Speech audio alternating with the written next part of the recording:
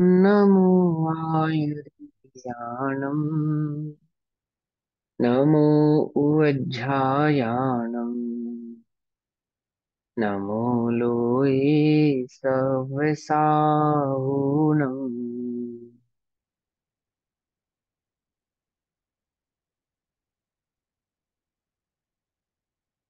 ओंकारं बिंदु संयुक्तम् नित्यं ध्यायन्ति योगिनः।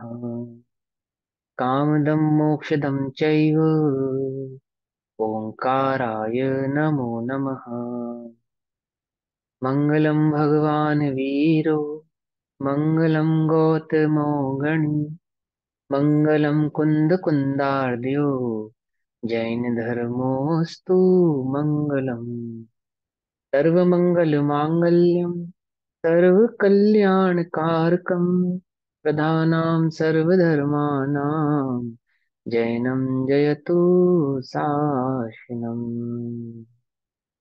नमः समय साराय स्वानुभूत्य चिकासते चित्स्वभावाय भावाय सर्वभावान्तरच्छिदे।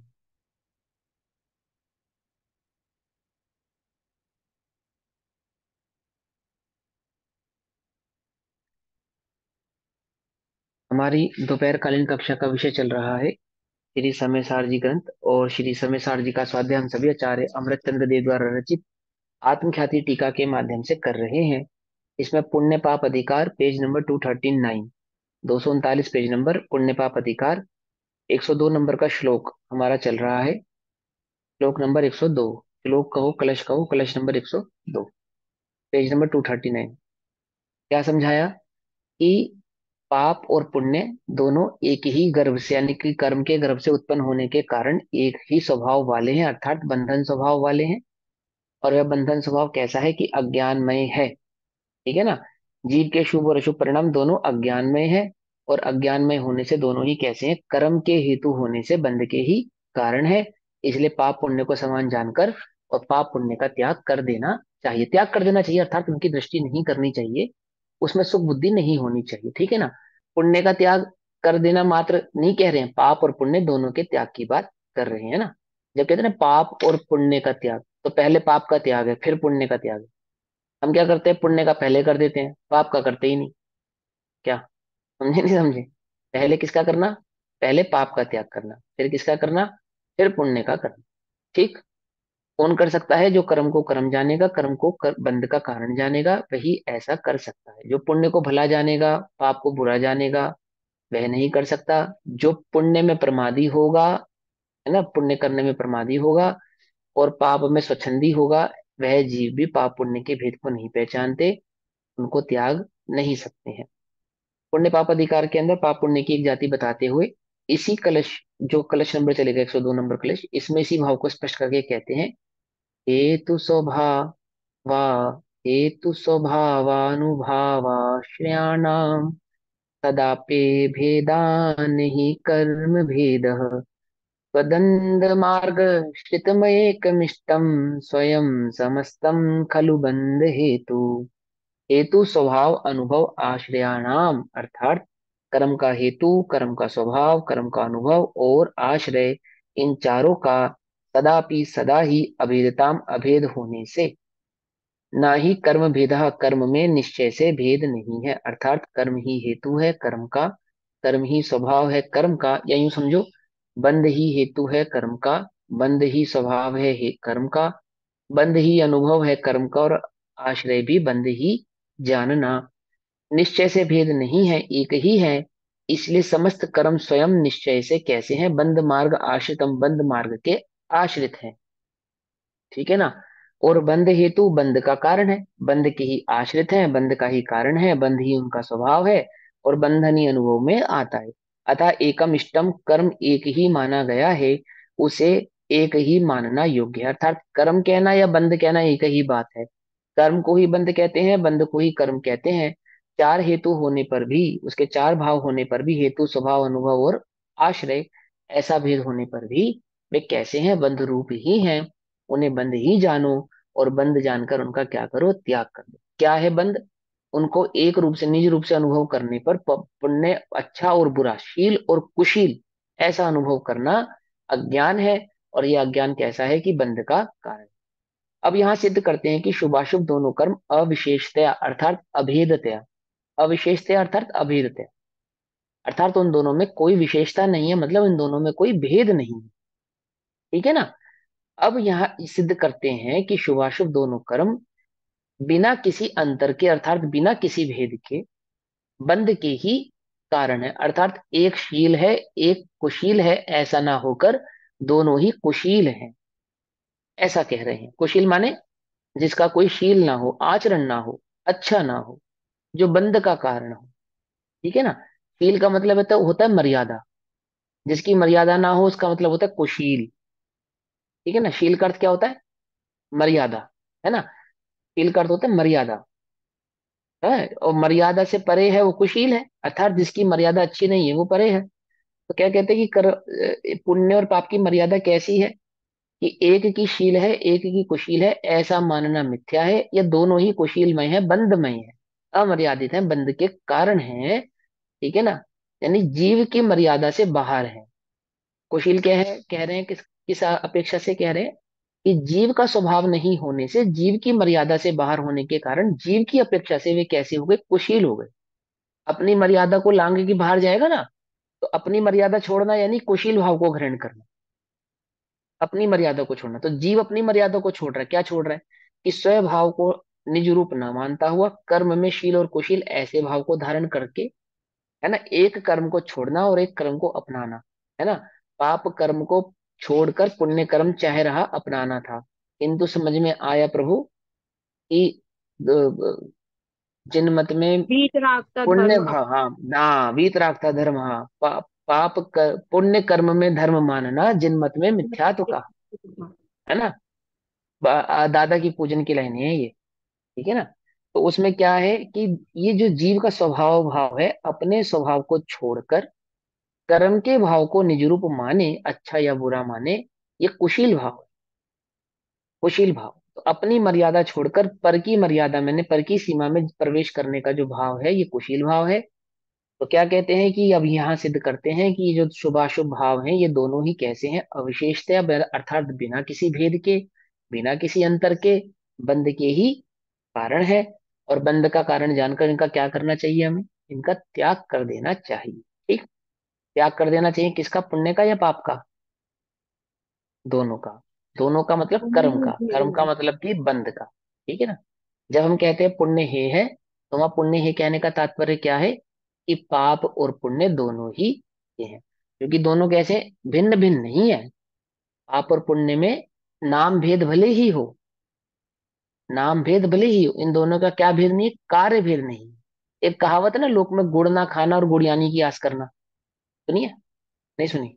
मतलब किसी व्यक्ति को शुगर हो गई, शुगर, तो डॉक्टर ने उसको क्या कहा कि तू गुड़ नहीं खाना।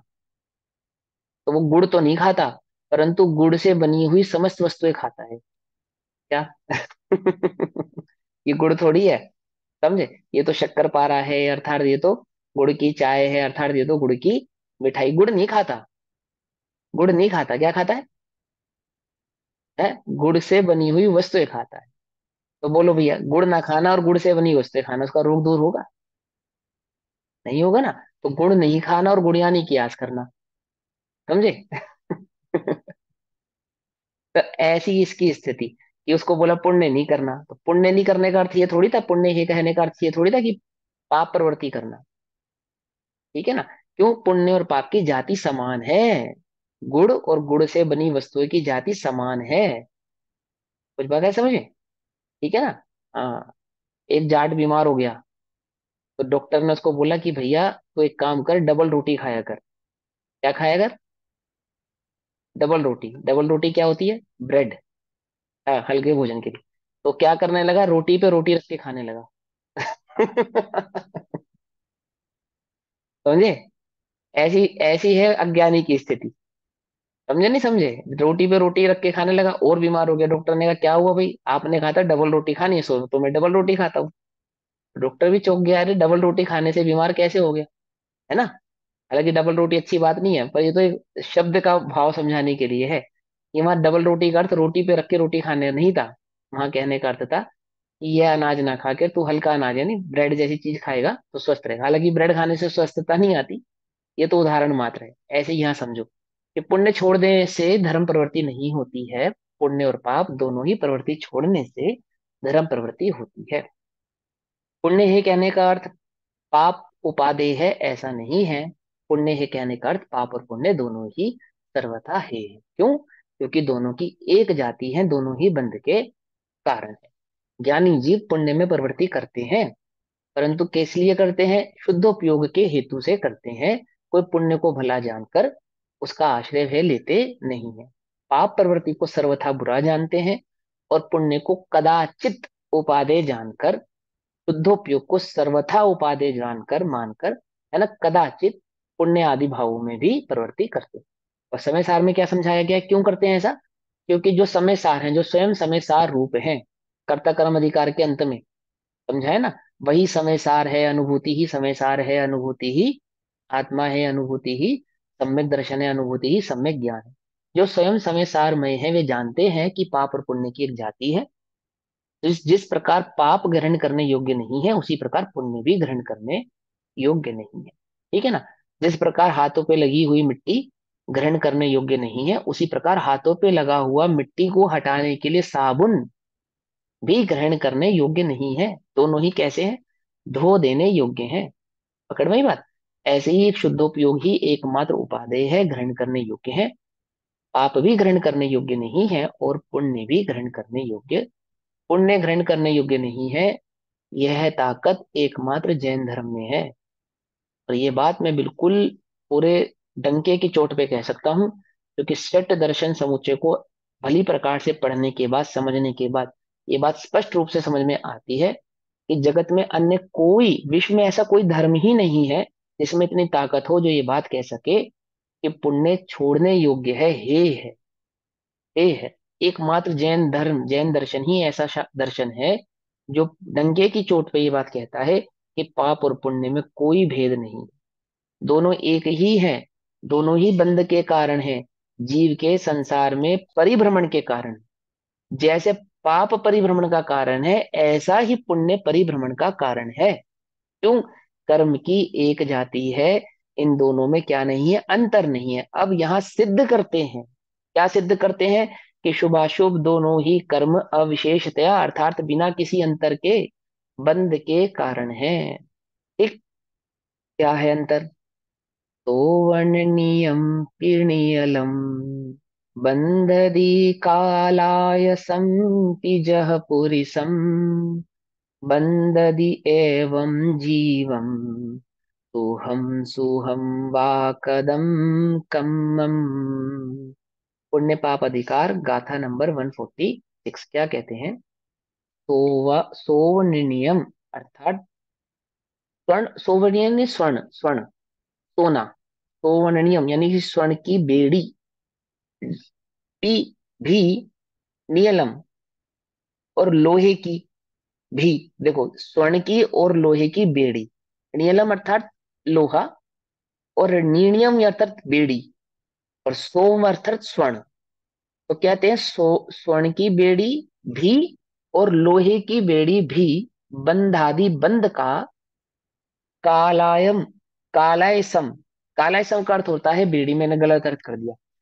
सोवनियम यानी कि स्वर्ण की, पी भी नियलम अर्थात लोहे की भी, बंधादि बंध का कालायसम बेड़ी भी, जह जैसे पुरुषम पुरुष को कहते हैं, जैसे लोहे की और सोने की बेड़ी पुरुष को, किसी व्यक्ति को बंधादि अर्थात बांधती है, एवं जीवम उसी प्रकार जीव, तो हम सुहम शुभाशुभ पर भावों से या शुभाशुभ कर्म से, वा कदम किया है कम्मम कर्म अर्थात कर्म द्वारा बंधा जाता है। जिस प्रकार स्वर्ण और लोहा, अगर बेड़ी स्वर्ण की हो चाहे लोहे की हो, दोनों ही बेड़ियां कैसी है? बंध का कारण है।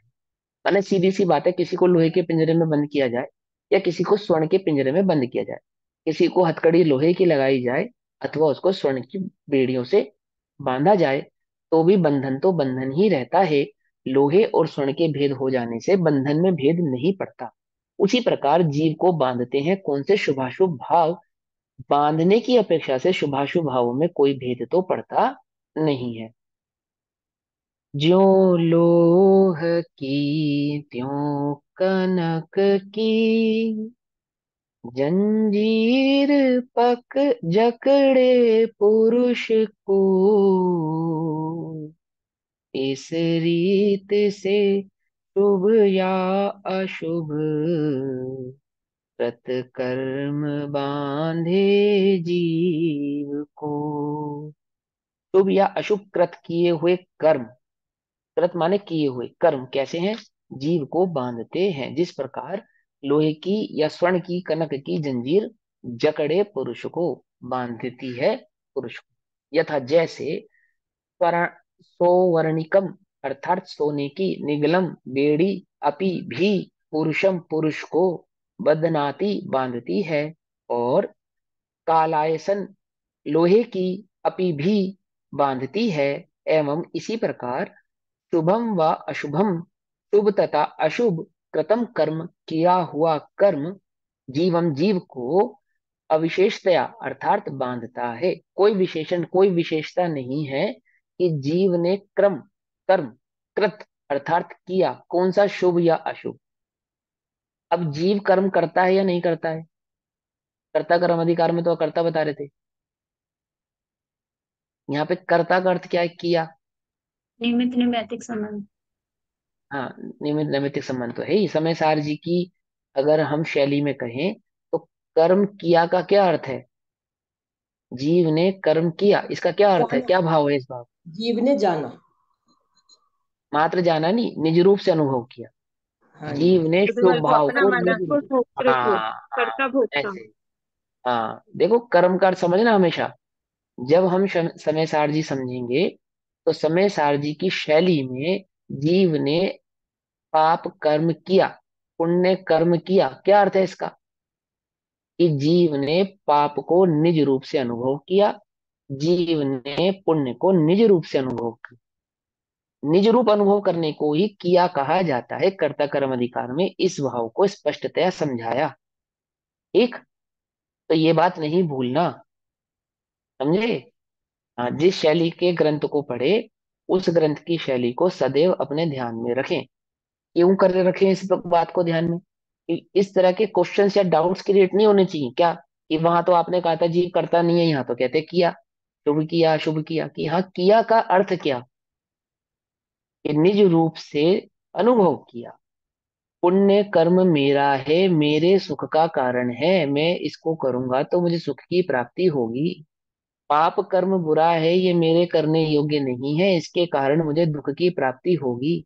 इस अज्ञान भाव को पर का अनुभव करना कहते हैं। मैं भूल स्वयं निज भय वैभव को पर ममता में अटकाया हूं, इस बात को तो भूल गया। और क्या करने लगा, दिन रात शुभाशुभ भावों से मेरा व्यापार चला करता। बात समझ में ही नहीं, क्या चीज भूल गया, अपने ज्ञान स्वभाव को भूल गया। और क्या ज्ञान कर बैठा, कि शुभाशुभ मेरे कर्म है, मैं इनका करता हूं और इनके आधार से ही मैं भोगता हूं।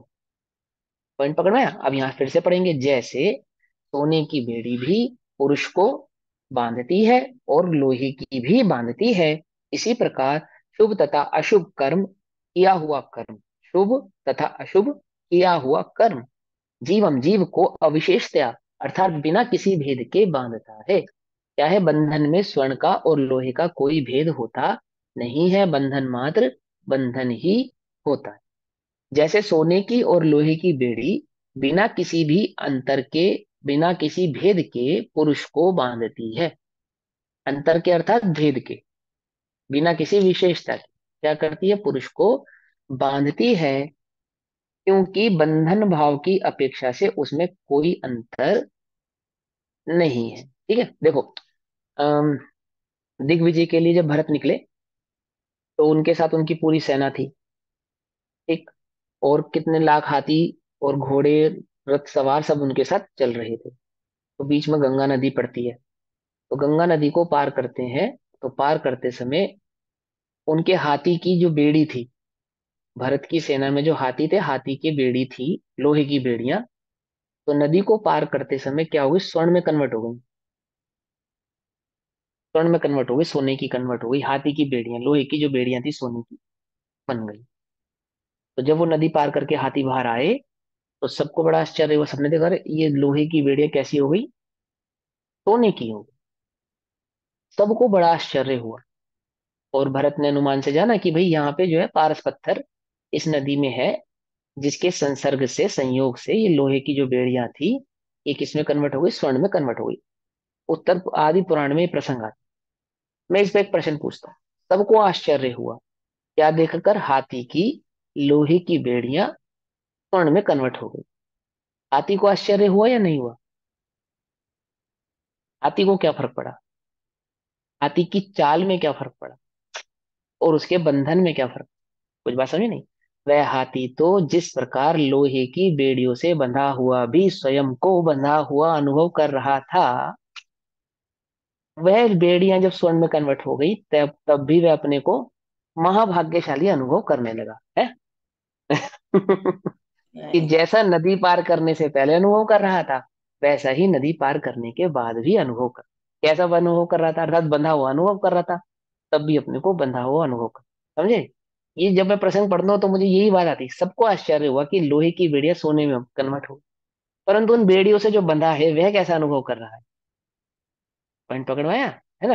तो क्या उदाहरण दे रहे हैं यहाँ पे कि बंधन तो स्वर्ण से किया जावे अथवा लोहे का किया जावे, बंधन तो बंधन ही है, एक समान ही रहता है, उसमें कोई अंतर, विशेष अंतर तो पड़ता नहीं। क्योंकि बंधन भाव की अपेक्षा से उनमें कोई अंतर नहीं है ना, जो बंधा है कोई अंतर नहीं।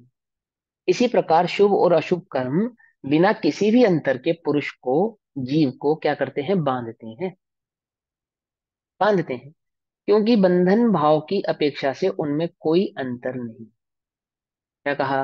बंधन भाव की अपेक्षा से क्या नहीं है, कोई अंतर नहीं। स्वतंत्रता नहीं है उसमें, क्या है, बंधन है। बंधन क्या है, कुशील है। सुशीलता क्या है, शील क्या है, स्वतंत्रता शील है। जीव अपने स्वतंत्र भाव में रहे ना, स्वतंत्रता वह शील है। और जो एक दूसरे को बांधे हुए कैसा है, वह कुशील है। अब दोनों कर्मों का निषेध करते हैं क्योंकि दोनों ही बंध स्वरूप है, दोनों ही बांधने वाले हैं। पाप और पुण्य में कोई भेद नहीं है। इस हेतु से एक सिद्ध करने के बाद अब इन दोनों का ही क्या करते हैं, निषेध करते हैं। ध्यान से समझ लो ना, उल्टा नहीं पकड़ना। पाप और पुण्य हे हैं, है ना, किस प्रकार से है, बंध की अपेक्षा से दोनों ही हे हैं।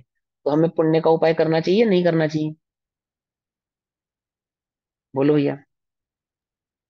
जब तक शुद्धोपयोग नहीं होता तब तक पुण्य में बने रहना चाहिए।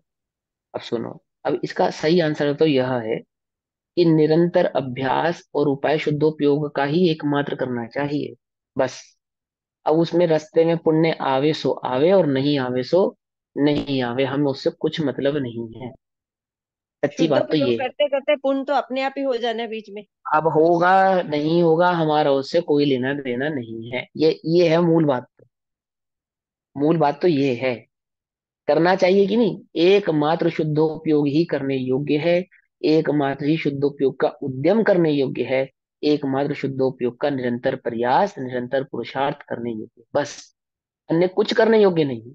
अब उस शुद्धोपयोग के प्रयास में बीच में पुण्य आवे सो आवे, नहीं आवे सो नहीं आवे, ज्ञानी की दृष्टि तो पाप पुण्य पे नहीं, एकमात्र शुद्धोपयोग पर। एक किसी व्यक्ति को जेल में था, जेल में, तो उसको एक आरी मिल गई। आरी मिल गई जेल में, आरी। और उसने देखा कि जो मेरी, जिस इस खिड़की को काट के मैं क्या निकल जाऊंगा, पार निकल जाऊंगा, इस जेल से बाहर निकल जाऊंगा। तो वो आरी से खिड़की को काटने लगा। तो उसने काटते काटते देखा कि एक जो सलाख उसने पहली सलाख ही काटी ना, तो ऊपर से तो लोहे की थी, अंदर से स्वर्ण की थी। ऊपर ऊपर से तो लोहे की थी, अंदर अंदर से, भीतर भीतर से स्वर्ण की थी। अब क्या करे, अब वो लोहे की उस आरी को उस सलाख को काटे या नहीं काटे, क्योंकि वो घिसता था और स्वर्ण झड़ता था। तो जैसे लोहे की धूल उड़ती थी, ऐसे स्वर्ण की भी धूल उड़ती थी। तो जैसे लोहा वेस्ट हो रहा था, ऐसे स्वर्ण भी वेस्ट हो रहा था। अब उसे काटे या नहीं काटे? उसे दिख रहा है कि ये आरी चलाने से इसमें भरा हुआ जो सोना है ना, वो वेस्ट हो रहा है। काटे या नहीं काटे? निकलना है तो ठीक है। काटेगा ही काटेगा। हाँ, काटेगा। हाँ। जिसे जिसे बंधन दुख रूप है, हम्म। जिसे बंधन दुख रूप है, उसकी दृष्टि में स्वर्ण की धूल कोई मायने नहीं रखती। उसे तो क्या है, आजादी ही इष्ट है। समझे ना, स्वतंत्रता ही इष्ट है। ऐसे ही जिन्हें शुद्धोपयोग इष्ट है, इष्ट वो रगड़ते हैं, पुरुषार्थ करते हैं ना, पुरुषार्थ दारुण दारिण आएगा भी, आगे के अधिकार में दारुण दारिण शब्द आए। पुरुषार्थ करते, आरी चलाते, कर्तर, पीछे की गाथाओं में कर्तर शब्द है ना, आरी चलाते किस पे, कर्म पे आरी चलाते। तो जब लोहे की बेड़ी काटते हैं ना, पाप की बेड़ी, तो बीच बीच में स्वर्ण की धूल भरी आती है। पुण्य की धूल। तो उसके उस पुण्य की धूल में क्या करते हैं, आरी चलाते नहीं चलाते हैं, चलाते हैं। जिन्हें स्वतंत्रता प्रिय है, जो छूटना चाहते, वो उस पुण्य की धूल, पुण्य भरी है ना, लोहे की बेड़ी में जो पुण्य भरा है ना, स्वर्ण की धूल भरी है, उसके उड़ने का कोई भय नहीं रखते। चलाते रहते, वेद विज्ञान की यारी निरंतर कर्मों पे चलाते रहते। पुण्य का मोह नहीं करते, शुभ भाव का मोह नहीं करते। इनको, जिनको एक शुद्धोपयोग ही प्रिय है उनको, समझे। और ये सम्यक सन्मुख की अवस्था है, सम्यक दर्शन करने के बाद की अवस्था नहीं है, सम्यक दर्शन प्रकट करने से पहले की पुरुषार्थ की बात है ये, कि वह पुण्य, पाप और पुण्य को एक समान मानकर दोनों पे ही समान रूप से आरी चलाता है। कुछ बात समझ में नहीं। अशुभ भाव का तो पे तो आरी चलाता ही है भेद विज्ञान की, शुभ परिणामों पे, शुभ भावों पे भी वही भेद विज्ञान की आरी, उसी क्रूरता से, निर्दयता से, ये शब्द लिखा आचार्य अमृतचंद्र देव ने अपनी टीका में, क्या लिखा, निर्दयता से। निर्दयता से अर्थात अति, अति छोड़ने योग्य परिणाम, अति छोड़ देने योग्य परिणामों की तरह ग्रहण नहीं करता। किसको, ना पाप भाव को, ना ही पुण्य भाव को, दोनों ही कैसे हैं, कर्म भाव होने से बंध रूप है। पकड़ में आई बात। जैसे वो है, हाँ, चलो भाई, खींचना क्या, बंध भाव की अपेक्षा से उनमें कोई अंतर नहीं है। अब दोनों कर्मों का ही निषेध करते हैं, दोनों एक है इसलिए दोनों का निषेध करते हैं। गाथा नंबर 147, समझ में आ रहा है ना, है ना, हाँ, मुश्किल तो नहीं लग रहा, एक एकदम भजन सरल है। है भैया। बेड़ी हाँ जी, सोने की बनी हो या बनी लोहे की, पहनने वाला तो बंदी ही कहा जाए। बंदी ही कहा जाएगा, हाँ, पहनने वाला तो बंदी ही कहा जाएगा। तो बेड़ी लोहे की बंदी हो या सोने की, पहनने वाला तो बंदी ही कहा जाएगा। बहुत बढ़िया। तो गाथा नंबर 147, संहादु कुशीलेहि यरागम माकुणहमावसंगम, ताहीनो हि विनाशो कुशील सं कुशील संसर्गरायेन। क्या कहते, तमहा, तमहा यानी इस कारण। वहां पर पाप और पुण्य को एक समान बताया ना पीछे, दोनों को बंध का कारण बताया। तो क्योंकि दोनों एक ही है, बंध के ही कारण है, बंध स्वरूप ही है, इसलिए इस कारण तमहा दु कुशीले ही, कुशील, उन दोनों को कुशील जानकर, तमहा दु कुशीले ही, दोनों को, इसी कारण दोनों को, दु माने दोनों को, किन दोनों को, पाप और पुण्य को, कुशीले ही अर्थात कुशील जानकर, रागम माँ, राग मत, माँ नहीं, मत करो। क्या मत करो, राग मत करो। किससे राग मत करो, पाप और पुण्य में राग मत करो। पुनः करो, माँ मत करो, अथवा सत्संग, संग भी मत करो। क्या कहते हैं कि दोनों में, उन दोनों को बंध का कारण जानकर, इन दोनों को, पाप और पुण्य को, दोनों ही कैसे हैं, कुशील है, कुशीले ही, ये दोनों कुशील है, इसलिए इनसे क्या मत करो, राग मत करो। राग माँ कुढ़ा, माँ वास संगम, उनका संसर्ग यानी संग भी मत करो। उनसे राग भी मत करो और उनका संसर्ग भी मत करो। ओहो, राग तो करो ही मत, क्या नहीं करो, संसर्ग भी मत करो। आई बात समझ में। अभी तुम थोड़ी देर पहले संसर्ग की बात कर रहे थे, कि पाप और पुण्य है ग्रहण करने योग्य नहीं है, परंतु पुण्य का संसर्ग करो पाप छोड़ने के लिए। जब तक क्या नहीं होता, शुद्ध उपयोग नहीं होता, ऐसा कह रहे थे ना आचार्य, कह रहे संसर्ग भी मत करो, राग तो करो ही मत, लेकिन संसर्ग भी मत करो। क्यों, एकमात्र संसर्ग किसका करना है, शुद्धोपयोग का करना है। हो रहा है तो भी, नहीं हो रहा तो भी संसर्ग किसका करो, एकमात्र शुद्धोपयोग करने का ही उद्यम करो। मैं पुण्य का संसर्ग इसलिए करूं कि मुझे किसका संसर्ग होगा, शुद्धोपयोग का, इस दृष्टि से नहीं। अभ्यास किसका करते रहो, मात्र। देखो, बच्चे को हैंड राइटिंग सिखाते ना, हैंड राइटिंग, तो सुंदर अक्षर बनाना सिखाते हैं। तो सुंदर अक्षर बनाने के बीच में वो खराब अक्षर भी बनाता है। ठीक है। तो कोई टीचर ये कहता है कि पहले इसे खराब अक्षर बनाना सिखाओ, फिर सुंदर अक्षर बनाना सिखाओ? क्या ऐसा कोई कहता है कि जितना ये बनाना सीख गया ना, खराब अक्षर टूटा फूटा, पहले इसको इतना बनाने दो? कि नहीं, भले ही ये खराब अक्षर का 1000 बार अभ्यास करे, परंतु निरंतर अभ्यास तो वह सुंदर अक्षर बनाने का ही करे। मेरी बात समझ रहे हैं? 1000 बार खराब अक्षर बनाए, वो तो बनाएगा ही। कब तक बनाए? जब तक सुंदर नहीं बन जाता तब तक बनाए। तो खराब अक्षर का अभ्यास कर रहा है, ये सुंदर अक्षर बनाने का अभ्यास कर रहा है? सुंदर समझे नहीं अक्षर समझे बनाने का मैंने? अभ्यास कर रहा है। हाँ, निरंतर अभ्यास, निरंतर दृष्टि, निरंतर पुरुषार्थ जो सुंदर अक्षर बनाने का किया जाएगा, और बीच बीच में खराब अक्षर भी आएंगे, बनते जाएंगे, वो हमारा उनसे कुछ भी सारोकार लेना देना नहीं है। कोई मंतव्य हमारा उनके साथ ना संग है, आगे बढ़ जाएगा एक ना उनके तरीके से। साथ हमारा राग है ना? इसी प्रकार हमारा जो अभ्यास है, जो हमारा तत्व ज्ञान है, जो हमारा तत्व निर्णय है ना, जो हमारा पुरुषार्थ है, एकमात्र किसके लिए होना चाहिए? एकमात्र शुद्धोपयोग के लिए ही होना चाहिए। अब बीच में पुण्य पड़ता है तो पढ़ो, हमारी दृष्टि उस पे नहीं है, वह हमारे लिए ग्रहण करने योग्य नहीं है, वह हमारे लिए उपादेय नहीं है, आदर्श नहीं है। क्या है? एकमात्र शुद्धोपयोग ही उपादेय है, एकमात्र शुद्धोपयोग ही आदर्श है। पुरुषार्थ के काल में इस बात में मत अटक जाना कि पिछली बार से अच्छा अक्षर बनाया है। जब तक सुंदर अक्षर नहीं बनाया, क्या कहा है ना, एक संगीतकार कब तक गाना गवाते हैं उससे? जब तक एक एक वर्ड सही तरीके से ना गा दे तब तक गवा। एक राइटर अपनी बुक को कितनी बार प्रूफ रीडिंग करता है, कि जब तक एक बिंदु डॉट मात्र भी उसकी नजर में है बाकी, यहाँ गलती है, मिस्टेक है, तब तक वह प्रूफ रीडिंग जारी रहती है। इस बात समझ में नहीं आई? जगत में कोई कार्य ऐसा नहीं है जिसमें कुछ त्रुटियां एक्सेप्ट कर ली जाए। जब तक त्रुटियां दृष्टि में है, तब तक कोई उन्हें एक्सेप्ट करता नहीं। सब, हर कोई अपने कार्य को कैसा चाहता है? परफेक्ट, संपूर्ण रूप से परफेक्ट ही चाहता है। धर्म मार्ग में कैसा होना चाहिए? कि एकमात्र उपयोग शुद्धोपयोग की ओर ही होना चाहिए। नहीं हो रहा तो भी पुरुषार्थ तो शुद्धोपयोग का ही हो। बीच में पुण्य पड़े सो पड़े, हमारी उस पे दृष्टि नहीं है। यह कहकर माँ बच्चे से अक्षर बनाना नहीं छुड़वा देती कि चल तू पिछली बार से तो अच्छा बनाने लगा। ऐसा कहकर तो कोई भी गुरु अपने विद्यार्थी को छोड़ता नहीं है। समझे नहीं समझे? तो मोक्ष मार्ग में कैसे छोड़ेंगे बताओ भगवान हमें? जहाँ शुद्धोपयोग से ही कार्य होना हो, तो जब तक वह शुद्धोपयोग प्रकट नहीं हो जाता, क्या करता रहे? निरंतर उस शुद्धोपयोग को प्रकट करने का अभ्यास कर।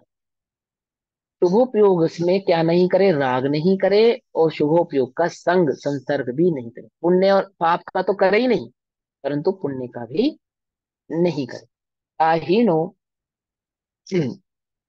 की साहिणो अर्थात स्वतंत्रता होता है, स्वाधीनता, स्वतंत्रता या स्वाधीनता की निश्चय से यह होती है। विनाशो विनाश, स्वाधीनता का विनाश होता है। कुशील सत्संग रायण, कुशील के संग और राग से, पाप और पुण्य के राग से, पाप और पुण्य के संग से क्या होता है? स्वतंत्रता का विनाशो अर्थात विनाश होता है। आई बात समझ में? इसलिए नहीं करो कि पाप छोड़ने के लिए पुण्य का संग तो कर लूं, क्यों? तंबाकू छोड़ने के लिए सिगरेट पी लूं? क्या? नहीं समझे? भाई तंबाकू छोड़ना है, इसके लिए क्या कर लूं? सिगरेट पीने लग जाता हूँ? कि नहीं भैया नहीं, तंबाकू से भी कैंसर होता है, सिगरेट से भी कैंसर होता है। इस तंबाकू से कैंसर तो होता है, पर उससे दांत भी खराब होते हैं। सिगरेट से दांत तो नहीं खराब होंगे। कि भैया, तंबाकू से दांत खराब है प्रत्यक्ष दिखाई देता, सिगरेट से लंग्स खराब होते हैं, ये तुम्हें प्रत्यक्ष नहीं दिखाई देता, ज्यादा खतरनाक हो गई वो। कुछ बात समझ में नहीं? क्या? खराब तो हो ही रहा है ना। एक को भला जान के दूसरे बुरे को, एक को बुरा जानकर दूसरे बुरे को इसलिए ग्रहण करे कि वो पिछले वाले से भला है, ऐसा नहीं है। ऐसा नहीं। ठीक है ना? तो क्या है? एकमात्र उपयोग शुद्धोपयोग को प्रकट करने का ही पुरुषार्थ शुद्धोपयोग को प्रकट करने का ही निरंतर होना चाहिए। बीच में पुण्य हो तो हो, नहीं हो तो नहीं हो, हमारी उस पर दृष्टि नहीं। ये बात और है, ये बात और है कि शुद्धोपयोग का प्रयास करने वालों को सहज ही पुण्य भाव होता है, सहज ही होता है। ये बात और है। लेकिन क्या है, उनकी दृष्टि नहीं है। क्या कह रहे हैं आचार्य देव कि इन दोनों से क्या होता है, विनाश होता है। कुशील के संग से, कुशील के राग से विनाश होता है। किसका? स्वतंत्रता का, स्वाधीनता का विनाश होता है। इससे करो नहीं रागवा, संसर्ग उभय कुशील का। उभय अर्थात दोनों, उभय अर्थात दोनों। इससे करो नहीं रागवा, संसर्ग उभय कुशील का। इस कुशील के संसर्ग से है नाश तुझ स्वतंत्र का। अर्थात तेरी स्वतंत्रता का क्या होता है, इस कुशील से नाश हो। समझे? अभी हम क्या कर रहे हैं, पुण्य कर रहे हैं, नहीं कर रहे हैं? अभी हम क्या कर रहे हैं, शास्त्र शास्त्र स्वाध्याय कर रहे हैं ना। तो पुण्य कर रहे हैं या नहीं कर रहे हैं? कि हम एकमात्र शुद्धोपयोग को प्रकट करने का पुरुषार्थ कर रहे हैं, ये लक्ष्य है हमारा। अब हो रहा है तो हो, क्या कह रहे हैं, पुण्य हो रहा है तो हो, हमारी तो उसमें कोई दृष्टि नहीं है, हमारी तो उसकी कोई रुचि नहीं। कषाय की मंदता की भी कोई रुचि नहीं है, वो उल्टा नहीं पकड़ना। क्यों रुचि नहीं है? क्योंकि हमें कषायों की रुचि नहीं है, इसलिए उसमें तीव्र और मंदता होवे सो होवे, हमें तो उसकी रुचि नहीं। पकड़ में उल्टा नहीं पकड़ना। किसकी रुचि नहीं है? कषाय की रुचि नहीं है। कषाय की रुचि नहीं होने से उसमें तीव्रता और मंदता के भेद की भी रुचि नहीं है। हमें किसकी रुचि नहीं है? कर्म की रुचि नहीं है। कर्म की रुचि नहीं है सो उसमें पाप और पुण्य के भेद की भी रुचि नहीं है। हमें तो एकमात्र रुचि किसकी है? शुद्धोपयोग की रुचि है। एक शुद्ध स्वभाव की रुचि है। एक शुद्ध स्वाभाविक आश्रय ज्ञान स्वभाविक चैतन्य में आत्मा की रुचि है। उसकी रुचि होने के पर बीच में पाप और पुण्य के भेद पड़ते हो तो पड़े। कषायों की तीव्रता मंदता होती हो तो हो, कि तीव्रता में तो हम अटकते नहीं हैं, तीव्रता में तो उपयोग को खराब करते नहीं हैं, मंदता से भी अपने उपयोग को भरमाते नहीं है। मंदता में भी, मंदता का क्या नहीं करते? राग नहीं करते, उसका संसर्ग नहीं करते। इनकी ये दृष्टि ज्ञानियों की दृष्टि है। समझ में आई बात या नहीं समझ में आई? मुश्किल तो नहीं है ना बिल्कुल?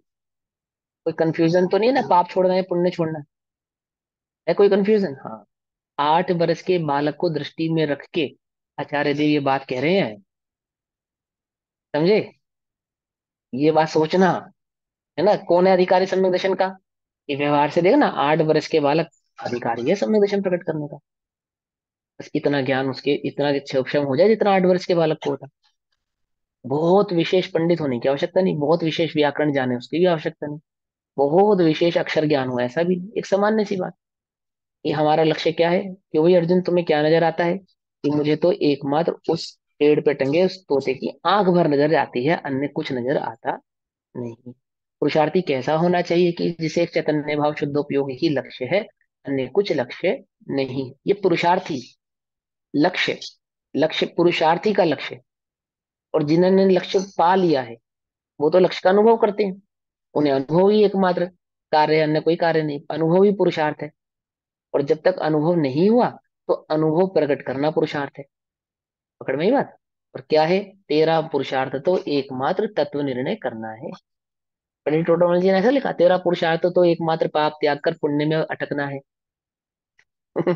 ऐसा तो नहीं कहा है ना कि पाप छोड़ना है पुण्य ग्रहण करना है। वो कह रहे तेरा पुरुषार्थ तो एकमात्र तत्व निर्णय करना है, अर्थात शुद्धोपयोग करना, अर्थात आत्मानुभव करना है, अर्थात आत्मा चैतन्य की दृष्टि करनी है ना। तत्व निर्णय करने का अर्थात क्या है? तत्व अनुभव। तत्व निर्णय अर्थात तत्व अनुभव, तो तत्व अनुभव। ठीक है ना। आपा पर का भेद विज्ञान है ना। उसको पांच चार प्रकार से समझाया उन्होंने। पहला उन्होंने देवशास्त्र गुरु की, है ना, देवशास्त्र गुरु के श्रद्धांत से समझाया। फिर सात तत्वों के श्रद्धांत से समझाया। फिर स्वपर का भेद विज्ञान बताया, और अंत में एक स्व चैतन्य तत्व का अनुभव मात्र बताया। तो तेरा पुरुषार्थ तो एकमात्र स्व तत्व, स्व स्वरूप आत्म स्वभाव का अनुभव करना है, अन्य कोई तेरा पुरुषार्थ नहीं। पाप तो मेरा पुरुषार्थ है ही नहीं, पुण्य भी मेरा पुरुषार्थ नहीं है। तो कल से मंदिर जाना बंद। स्वाध्याय करना बंद। क्यों? अपना पुरुषार्थ नहीं है ना। कि एक शुद्धोपयोग को प्रकट करने के लिए मुझे जो भी कार्य करना पड़ेगा, मैं उस कार्य को करूंगा। मेरा एकमात्र लक्ष्य शुद्धोपयोग प्रकट करना। अच्छा अक्षर बनाने के लिए मुझे 1 लाख बार भी खराब अक्षर बनाना पड़ा तो मैं बनाऊंगा, परंतु जब तक सही अक्षर नहीं बनेगा, है ना। बचपन में ऐसा होता था ना, मैं सोचता था कि वो क आधी किताब भर जाती थी क लिख के। और मैं सोचता ये का तो मुझे पता है क्या होता है, कि क्यों बार बार क लिखो। हालांकि राइटिंग आज तक नहीं सुधरी। क्योंकि लक्ष्य की खबर नहीं थी ना। खबर क्या थी? वो का लिख दो और किताब खत्म करो बस। वो कब तक लिखवाया जा रहा है कि जब तक सुंदर नहीं बनाएंगे तब तक लिखवाया है। वो दृष्टि नहीं थी सुंदर लिखने के लिए लिखवाया जा रहा है। बस क आंख बंद करके। इसलिए आज तक राइटिंग सुधरी नहीं। ऐसे शुद्धोपयोगी का हाल हो जाएगा, अर्थात शुद्धोपयोग प्रकट करने, पुरुषार्थ करने वालों का हाल हो जाएगा, कि जिन्हें लक्ष्य नहीं मालूम होता कि शुद्धोपयोग प्रकट करने के लिए पुण्य को हे कहा जा रहा है, वे कैसे हो जाते हैं? स्वच्छंद हो जाते हैं। स्वच्छंदी हो जाते हैं। मालूम नहीं ना कि पुण्य हे क्यों कहा। आप तो पुण्य को हे कहा है तो प्रमादी हो गए, स्वच्छंदी हो गए, है ना। पुण्य अटकने योग्य नहीं है, करने योग्य नहीं है, आदि आदि ऐसा करके देव पूजा, गुरु उपासना, स्वाध्याय, संयम, तप और दान जैसे छठ कर्मों से क्या हो गए? दूर हो जाते हैं, है ना। या तो निश्चयभाषी हो जाता है, या तो व्यवहाराभासी ही रहता है, उभयभाषी हो जाता है। जब तक क्या नहीं मालूम? लक्ष्य नहीं मालूम। लक्ष्य नहीं मालूम होने पर अनंत पुरुषार्थ करने पर भी क्या होता है? वस्तु की प्राप्ति नहीं होती। ठीक है ना। किताबें भर दी क लिख के, कहानी सुधारा। क्योंकि लक्ष्य नहीं कर पता था, तो अक्षर नहीं सुधरे। ऐसे ही जिस जब तक शुद्धोपयोगी की खबर नहीं होगी, शुद्धोपयोग को लक्ष्य नहीं बनाओगे, तब तक पाप पुण्य के हे के भाव को नहीं समझ में आ पाओगे। नहीं पहचान में आएगी बात कि पाप और पुण्य में, पाप और पुण्य की एकता क्यों है, और पुण्य को पाप के समान हे क्यों कहा है। ठीक है ना। तो करने योग्य है पुण्य या नहीं करने योग्य है? कि हमारे तो एकमात्र शुद्धोपयोग ही करने योग्य है। और हम जो भी पुरुषार्थ करते हैं, देव पूजा करते हैं, स्वाध्याय करते हैं, संयम करते हैं, तप करते हैं, दान करते हैं, हम जो भी पुरुषार्थ करते हैं, स्वाध्याय भी करते हैं, तो हमारा लक्ष्य तो एकमात्र शुद्धोपयोगी होना है। इस शुद्धोपयोगी होने के काल में जब तक शुद्धोपयोग प्रकट ना हो, से उपशम ज्ञान बढ़ता हो सो बढ़ो, नहीं बढ़ता हो सो नहीं बढ़ो। उसके बढ़ने पे हम रिझते नहीं है, उसके नहीं बढ़ने से हम खींचते नहीं। है ना। क्षोभशम ज्ञान, वाद्य संबंधी क्षोभशम ज्ञान, है ना। क्रिया में सुधार आता है सो आओ, अगर उल्टा नहीं पकड़ना। और नहीं आता है सो भी मत घबराओ, उल्टा नहीं पकड़ना भैया, है ना। क्यों? क्योंकि अपना लक्ष्य तो एकमात्र शुद्धोपयोग को प्रकट करना। शुद्धोपयोग प्रकट करना है, दैट मीन्स आत्म अनुभव प्रकट करना। चैतन्य भाव को, चैतन्य भाव में, निज भाव में निज भाव को स्थापित करना है, स्थिर करना है। यही एकमात्र हमारा क्या है? लक्ष्य है। ठीक है। कौन है मोक्ष अधिकारी? आचार्य अमृतचंद्र देव ने कहा है, ये रहे मोक्ष अधिकारी। क्यों? हम स्वपर के भेद विज्ञान को जानते हैं, स्व चैतन्य भाव को स्व चैतन्य भाव में निज रूप में मानते हैं। पर के कर्ता नहीं बनते, पर को निज रूप से अनुभव नहीं करते, पर मेरा ही इस भाव को धारण नहीं करते। और पुण्य पाप अधिकार की अपेक्षा से कहें तो पाप और पुण्य में भेद नहीं करते, भेद नहीं करते। हम उसी निर्दयता से, इस निर्दयता से, जिस निर्दयता से पाप पर आरी चलाते हैं, उसी निर्दयता से हम पुण्य पर भी आरी चलाते हैं। समझे? ये निर्दयता शब्द मेरा नहीं है, ये आचार्य अमृतचंद्र देव ने दिया। निर्दयता पूर्वक क्या करो? आरी चलाओ। किस पे? भेद विज्ञान की आरी। कर्म पे, निज में, पर के प्रति जो तुम्हारा एकत्व, ममत्व, कर्तृत्व और भोक्तत्व बुद्धि है, उस मिथ्या बुद्धि पर क्या चलाओ? आरी चलाओ। तो क्या कहते हैं? इससे करो नहीं रागवा संसर्ग उभय कुशील का, इस कुशील के संसर्ग से है नाज नाश तुझ स्वतंत्रता का। तस्मात तू इसलिए, तस्मात तू इसलिए, कुशीलाभ्याम, इन दोनों कुशीलों के साथ, अर्थात इन दोनों ही अमर्यादित भावों के साथ, कुशील भाव किस लिए कहा? अमर्यादित भाव, वो अब्रह्म वाले कुशील नहीं है यहाँ पे, जिसको व्यवहार से अब्रह्म कहते हैं। कुशील पाप, पांच पापों वाला कुशील पाप, है ना। हालांकि उसकी अगर आप सही तरीके से व्याख्या समझेंगे तो उसका अर्थ भी यही है। लेकिन यहाँ समझे ना, कुशील क्यों कहते हैं? अमर्यादित भाव, यानी कि यह मेरा नहीं है, उसको अपना मानना। पाप और पुण्य में भेद करना, जिनमें भेद नहीं है उनमें भेद करना, पहला कुशील भाव ये। और फिर एक को भला जान के उसको ग्रहण करना, और दूसरे को बुरा जान के उसको छोड़ने का जो परिणाम है, एक को सुख का कारण एक को दुख का कारण मानने का जो परिणाम है, ये कैसा है? ये कुशील भाव है। कुशीलाभ्याम, इन दोनों कुशीलों के साथ। समझे? मुनिराज पुण्य करते हैं या नहीं करते? मुनिराज पुण्य करते हैं या नहीं करते? अच्छा, मुनिराज नहीं करते, ठीक है। और श्रावक करते हैं या नहीं करते? ये श्रावक करते हैं, है ना। है ना, कि तत्व ज्ञानी कोई भी हो, वह पाप और पुण्य दोनों ही नहीं करते। समझे? जिन्हें तत्व की रुचि है, जो तत्व अनुभवी है, वे कैसे हैं कि वे पाप और पुण्य के कर्ता नहीं है। आई बात समझ में या नहीं समझ में आई? कि मुनिराज तो पुण्य करते ही नहीं, और श्रावक तो करते हैं। यहाँ करते हैं ना, मंदिर बनाते हैं, दान करते हैं, प्याऊ लगवाते हैं, है ना, साधर्मियों की सेवा करते हैं, वात्सल्य करते हैं। कि ओहो, ये तुम्हें दिखता है, वे ये सब कार्य वो एकमात्र शुद्ध उपयोग की प्राप्ति के लिए ही करते हैं। क्या कहा? कैसे? जब तक हमें शुद्धोपयोग की प्राप्ति, और प्राप्ति होने के बाद क्या करते हैं? कि जो मुनिराज करते हैं। क्या समझे? नहीं समझे? कि जिसकी प्राप्ति हुई है उसका आनंद करते हैं, उसका वेदन करते हैं। आपने 2 4 5 घंटे खीर बनाने में लगाए, उसके बाद क्या करते हैं? खीर का सेवन करते हैं। नहीं समझ? पुरुषार्थ कब तक करते हैं? जब तक नहीं बन जाती तभी तभी तक करते हैं ना। और बन जाने के बाद, व्यंजन बन जाने के बाद उसका सेवन करते हैं। ऐसे ही पुरुषार्थ कब तक करते हैं? जब तक स्वानुभव प्रकट नहीं होता। तो कई प्रकार के पुरुषार्थ करने पड़ते हैं। तो बोलो, बर्तन, खीर बनाने के लिए बर्तन साफ होना चाहिए या गंदा? बोलो भैया, साफ होना चाहिए। तो साफ बर्तन का खीर से क्या लेना देना? बर्तन का खीर से क्या लेना देना? कि अरे भैया, तुम शांति से बैठे रहो, और जो हम कर रहे हैं हमें करने दो, है ना। बर्तन में साबुन लगा रहेगा तो खीर का दूध क्या होगा? फट जाएगा, खीर नहीं बनेगी, पनीर बन जाएगा। कुछ बात समझ में नहीं? है ना। और उसमें शक्कर की जगह नमक पड़ जाए या अन्य कोई वस्तु पड़ जाएगी तो क्या, खीर नहीं बनेगी। ऐसे कितने सारी चीजें ना, तो कुछ कितने सारे कार्य तो ऐसे करते हैं जो उपयोगी हैं, और कितने सारे कार्य ऐसे भी करते हैं जो अनुपयोगी। जैसे खीर में मेवा का क्या लेना देना? कि मेवा का भले ही कुछ नहीं है, पर स्वाद बनता है उससे, डालते हैं, है ना, अन्य अन्य वस्तु डालते हैं, केसर डालते हैं, ऐसा ऐसा डालते हैं।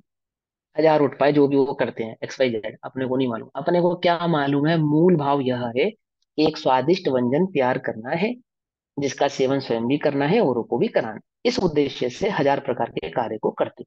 व्यंजन तैयार हो जाने के बाद क्या करते हैं? कि व्यंजन का सेवन स्वयं भी करते हैं, औरों को भी कराते हैं, उसका आनंद लेते हैं। ऐसे ही पुरुषार्थ करता है कौन? जैसे श्रावक का पुरुषार्थ की बात करें, कि श्रावक तो पुण्य करता है ना, तो पुण्य उन्य कुछ नहीं करता। उसका भी समस्त पुरुषार्थ एकमात्र शुद्धोपयोग की प्राप्ति के लिए ही। और मुनिराज क्या करते हैं? कि शुद्धोपयोग प्राप्त हो जाने के बाद का कार्य मुनिराज करते हैं। हम श्रावक क्या करेंगे? कि शुद्धोपयोग प्राप्त होने के बाद हम भी वही कार्य करेंगे जो मुनिराज करते हैं। तब तो धन्य सु अवसर। शुद्धोपयोग में ये मंदिर बनाना, दान पुण्य करना, फिर ये कैसे मतलब? भैया फिर कहीं ना वही कहीं मैंने फिर। बोला ना, जब जब तक उस शुद्धोपयोग की प्राप्ति नहीं होती, उस प्राप्ति हेतु से हजारों प्रकार के कार्य करते हैं। अब यही तो समझना, ये तो खेल है। कि आप कह रहे हो मंदिर बनाने का शुद्ध उपयोग से क्या लेना देना? बस वही लेना देना जो साफ बर्तन का खीर से लेना देना है। खीर बनाने में। करछी का, हाँ, करछी का खीर से क्या लेना देना? कि वही वही लेना देना है। समझे ना? वही शुद्धोपयोग का, उससे लेना देना है, स्वाध्याय से, दान से, मंदिर बनाने से, पूजा अर्चना करने से। यही संबंध है उनका, जो संबंध है ना, रोटी बनाने का तवे से, चकला से, बेलन से, अन्य अन्य वस्तुओं से, है ना, वही संबंध उससे है। बन जाने के बाद क्या करते हैं? अनुभव करते हैं। ऐसे शुद्धोपयोग प्रकट हो जाने के बाद उसमें क्या करते हैं? स्थिरता का उपाय करते हैं, अर्थात उसका सेवन करते हैं, उसका अनुभव करते हैं। लेकिन लक्ष्य क्या है? लक्ष्य तो एकमात्र शुद्धोपयोग की प्राप्ति ही है, अन्य कोई लक्ष्य नहीं है। समझे? पाप का और पुण्य के समान हे होने का अर्थ क्या है? पुण्य पाप का हे होने का अर्थ आज समझ में नहीं आ रही? हे अर्थात छोड़ने योग्य। छोड़ने योग्य का अर्थ क्या है कि क्या कभी जीव ने पाप और पुण्य किया था जो अब छोड़ दे? कि निज रूप से सुख दुख का कारण मानकर जो अनुभव किया था, अब उसको निज रूप से सुख दुख का कारण मानना छोड़ दे। इसको कहते हैं हे। इसको कहते हैं हे। और क्या था कि कभी भी एक बार भी क्या नहीं करी थी? पर से विभक्त क्या नहीं है? उपलब्धि सुलभ नहीं है किसकी? स्वात्म की। जो ये कार्य अनादि से कभी नहीं किया था, इस एक एक शुद्धोपयोग को प्रकट करने का अभ्यास करना शुरू कर दे। समझे ना? तो अभ्यास किसका है? पुरुषार्थ किसका करना है? एक शुद्धोपयोग प्रकट करने के पुरुषार्थ को ही कहते हैं पाप और पुण्य का हे जानना, या हे कहना, या उसको हे करना। हे अर्थात उसमें जो सुख बुद्धि है अथवा उसमें जो दुख बुद्धि है, उसमें जो निज रूप से निज भाव की बुद्धि थी, निज भाव का जो वेदन था, निज भाव का अनुभव था कि मेरे करने योग्य है, मैं करूंगा तो अमुक प्रकार के फल को पाऊंगा, आदि आदि। इस प्रकार के भाव का क्या करते? त्याग कर दे। और एकमात्र ही शुद्धोपयोग मेरे करने योग्य है, एकमात्र शुद्धोपयोग ही मुझे होने योग्य है, एकमात्र शुद्धोपयोग ही मेरा लक्ष्य है, अन्य कोई मेरा लक्ष्य नहीं है। मुनिराज भी 28 मूल गुणों के अलावा जो अन्य दुर्धर तप तपते हैं, तो एकमात्र शुद्धोपयोग के हेतु से ही करते हैं। कोई तप उनका लक्ष्य नहीं है। क्या कहा? करते तपशैल शिखर तट तल करते तपशैल नदी नदी शिखर तट तट तट पर पर, पर नदी तट करते पर, तपस्या नदी की तट पर घड़ियों में तरुतल समता वर्षा स्नान की किया करते, सुख की दुख झड़ियों दोनों में, ही घड़ियों हाँ में। घड़ियों में, हाँ सुख दुख दोनों ही घड़ियों में समता रस पान किया करते। समता रस पान किया करते का मतलब क्या है? वो समता रस, आत्मानुभव की, शुद्धोपयोग आत्मा की में ओर ही हाँ जाना। उपयोग का शुद्धोपयोग समता अनुभव। की। रस। अभी पढ़ा था ना निज रस। निज रस ये ना, वो निज रस ही समता रस है। समता रस, समता रस अर्थात वीतराग भाव का रस। वीतराग भाव कहाँ से प्रकट होता है? एकमात्र शुद्धोपयोग के आश्रय से ही प्रकट होता है, अन्य किसी के आश्रय से प्रकट होता नहीं है, हो सकता नहीं है। क्या कहा? अरिहंतों के सिद्धों के आश्रय से भी समता रस प्रकट नहीं होता, एकमात्र स्वरूप के आश्रय से ही समता रस अर्थात वह वीतराग भाव प्रकट होता। समता रस पान किया करते। कौन सा रस? पेड़ों से झड़ने वाला कोई अमृत है जिसका पान करते हैं वो, कोई संजीवनी बूटी लाकर देता है जिसका रस पान करते हैं वो, अनुभव करते हैं। ठीक है ना? रात्रि में भी क्या एक समय भोजन करने वाले करपात्री, आहार आदि का त्याग जिनका है, जल आदि का, पेय आदि पदार्थों का, चारों ही प्रकार के आहारों का जिनका त्याग है, वे क्या करते हैं? निरंतर रसपान करते हैं। इसका स्वभाव का। समझे नहीं समझे?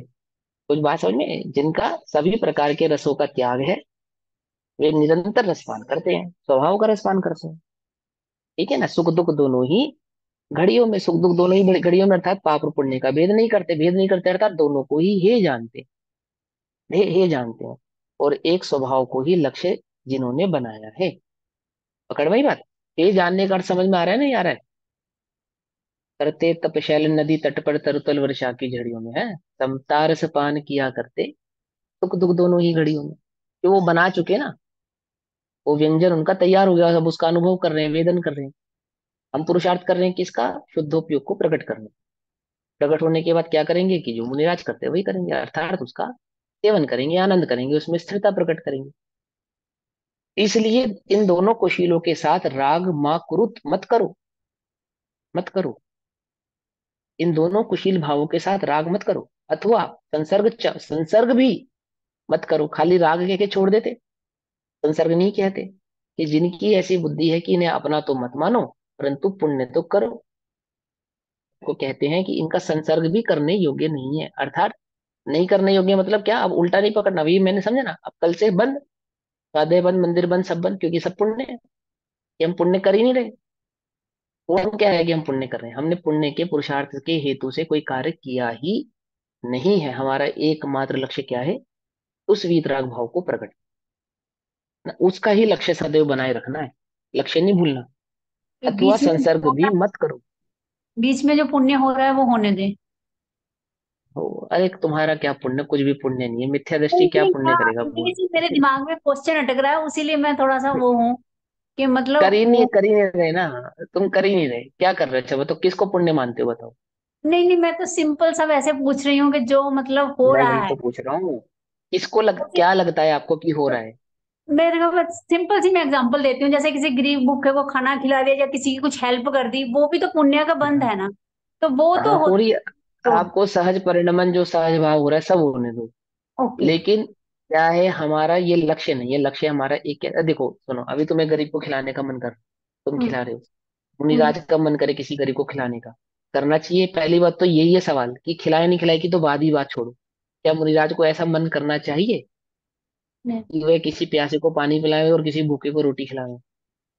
मतलब ये तो मुझे नहीं पता, लेकिन मतलब हम तो यही सोचते हैं कि हम किसी को दे रहे हैं तो हम पुण्य कर रहे हैं, मतलब ये मेरे थोड़ा सा वो हाँ अटक रही हूँ इसमें। हाँ, होता है, कोई बात नहीं। तभी मैंने कहा ना, जैन दर्शन का जो भाव है ना, वो पुण्य को हे कहना, वो इतना आसान थोड़ी है। देखो, निचली भूमिका में करुणा के कई प्रकार के परिणाम होते हैं, है ना। प्यासे को पानी पिलाने के भी होते हैं, भूखे को रोटी खिलाने के भी होते हैं। तुम अपने पानी का उपाय करो तो अन्य के पानी का भी उपाय करो। तुम अपनी रोटी का उपाय करो तो अन्य की रोटी का भी उपाय करो, है ना।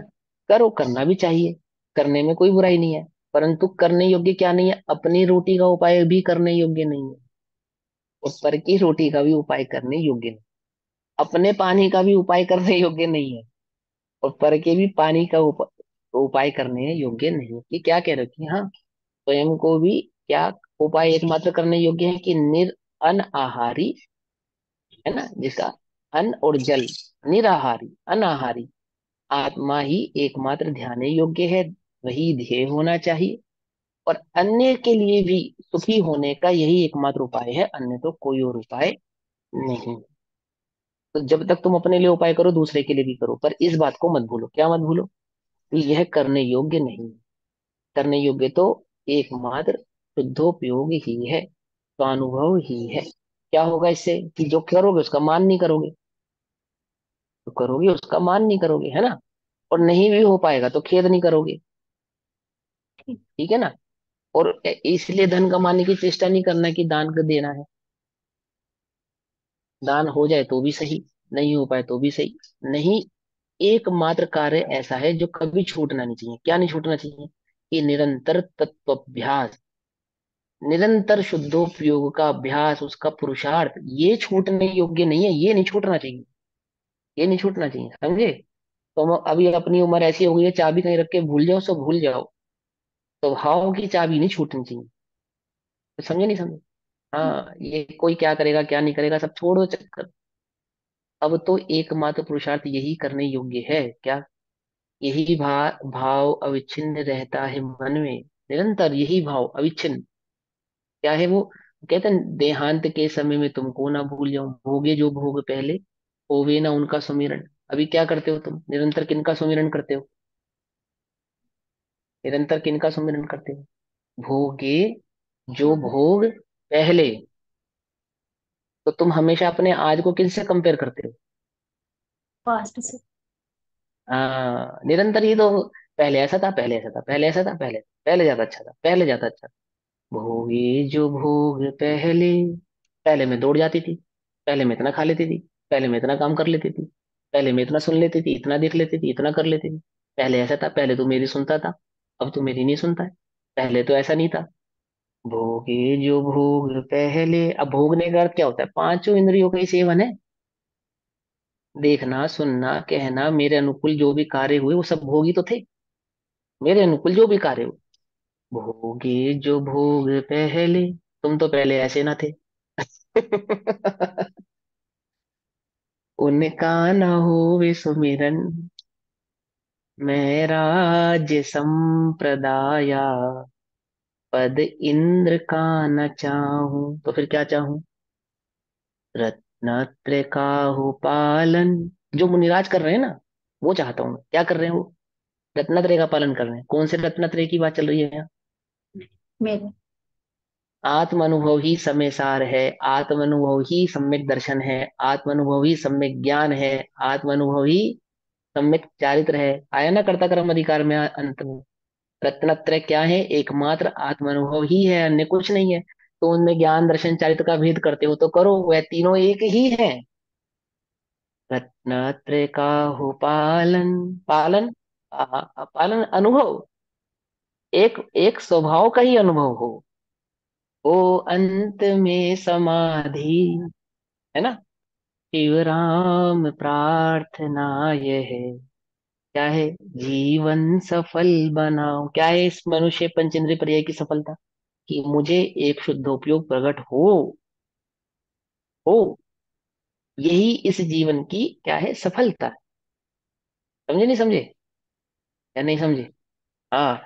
तो हम अभी तो कह समय देते हुआ। जैसे हम हाँ कह हाँ देते हैं बोलो। कि मैं जैसे अब जिनवाणी सुन रही हूँ, तो ये भी तो मेरे पुण्य का उदय है कि मैं उदय जिनवाणी सुन होने दो। रही हूँ, जो नहीं सुन पा उदय, रहे। देखो अगर सच्ची बात कहे समय सार की शैली हाँ में, जी। तो ये मात्र पुद्गल का परिणमन है। जिनवाणी सुनना किसे कहता है? व्यवहार में हम जिनवाणी सुनते हैं, पढ़ते हैं, पढ़ाते हैं, ऐसा कहते हैं। और निश्चय से जिनवाणी सुनने का मतलब है आत्मानुभव करना, उसको सुन के अंतर में धारण करना। देखो आपने अपने बच्चे को बोला कि बेटा बाजार जाते समय एक एक्स वाई जेड आइटम ले आना। वो बाजार भी गया, सामान भी लेकर आया, पर आपने जो सामान कहा था वो नहीं लाया। तो तुम क्या कहते हो? तेरे से तो कहना या नहीं कहना एक बराबर है, ठीक है तो ना। तो जिनवाणी सुनना का क्या अर्थ है? कि नहीं सुनना और सुनना एक बराबर है। कब तक? जब तक सम्यक दर्शन प्रकट नहीं करो तब तक। सुनने का अर्थ क्या है? क्या अर्थ है सुनने का? अपने ज्ञान में। हाँ, अनुभव प्रकट करना। निज रूप अनुभव निरंतर, करना। हाँ, अनुभव करना, निरंतर तत्वभ्यास में लगे रहना, निरंतर एकमात्र आत्मा ही ध्येय होना, आत्मा ही ध्यान होना, शुद्धोपयोग ही ध्येय होना, वही लक्ष्य होना, अन्य अन्य कोई लक्ष्य नहीं होना। और फिर उसके बीच में कुछ भी होता रहे, स्वाध्याय करते समय भी लक्ष्य आत्मा है, स्वाध्याय नहीं करते समय भी लक्ष्य आत्मा ही है। समझे नहीं समझे? आप समझ। पुण्य का कोई भेद नहीं है। हाँ, मैंने जो हमें हमारे लक्ष्य से भटकाए वह तो हमें करना ही नहीं, और जो हमारे लक्ष्य में सहयोगी बने उसका सहयोग भी कब तक? जब तक लक्ष्य की प्राप्ति ना हो जावे, मात्र तब तक, बस। समझे या नहीं समझे? समझ हाँ। समझ। संसर्ग भी मत करो, मत करो, क्योंकि कुशील संसर्ग रागेण, कुशील के साथ संसर्ग और राग करने से स्वाधीन है विनाशः, स्वाधीनता का नाश होता है, अथवा तो अपने द्वारा ही अपना घात होता है, अपना ही विनाश होता है। स्वाधीनता का विनाश होता है, अर्थात अपना ही विनाश होता है। इसलिए क्या नहीं करो? इनका संसर्ग नहीं करो। बाकी चर्चा हम कल करेंगे, तब तक के लिए सभी को जय जिनेन्द्र। ओम नमः सिद्धि। निधि निधि ने निधि में बताई, यह अनंत उपकार है।